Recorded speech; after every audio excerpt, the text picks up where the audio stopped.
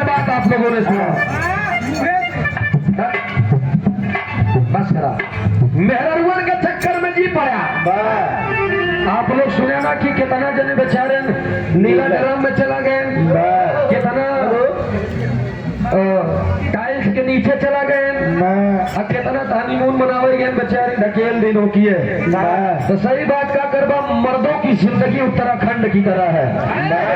ब्याह शादी के बाद अच्छा उत्तराखंड में चला जावा तो वहाँ का एक एक नजारा बड़ा प्यारा है, लेकिन कब बादल फाट जाए कोनो भरोसा ना। और इससे शादीशुदा जिंदगी भी बड़ी प्यारी हो जाती है पत्नी के आने के बाद, लेकिन मेहरारू कब चाप दे कोनो भरोसा नहीं देगा। ध्यान दे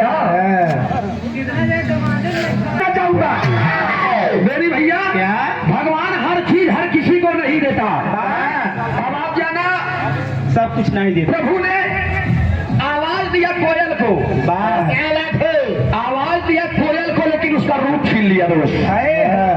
रूप दिया मोर को, ओकर संभोग शक्ति छीन ले। मुहन से मरी उगला उगला वही काम करा।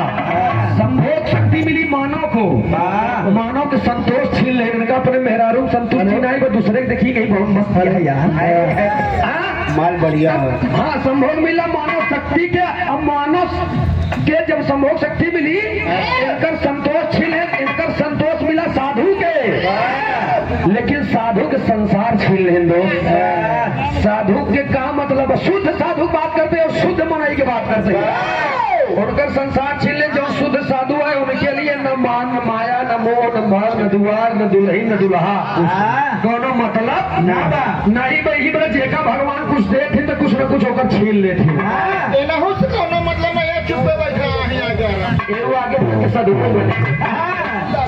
चिंता जी करा भैया, बहुत अच्छी बात। और आधा से आप लोगों के सुनने के मिला माई दुर्गा के वीडियो में कुछ पारदर्शिता है। आराम साहब है कि छोड़ के भी रहा है कि से हो जाए, और ये से उधर सोनवा जमाए रही, हमारे विराह में चनवा जमाई लेगा जाना। बड़ी सुंदर सुंदर बात, जानदार विराह के प्रस्तुति ऋषि यादव जी के मुखार बिंदु से आप लोगों ने सुना। कौनो खूबसूरत लड़की दिल्ली स्टेशन पे बैठी रहे, ऐसे बैठी रहे मुंह बना के, आओके देख के हाँ बढ़िया से छेदा छेदा कपड़ा पहनते रहे। मर्दवा होकर जो है ना वो पानीदार है, जाके कहता रे पगली वो जमाना रहे पहले जब लोगन के पास पैसा नहीं रहा था तो 2 अंगुली छोट कपड़ा पहनत रहे।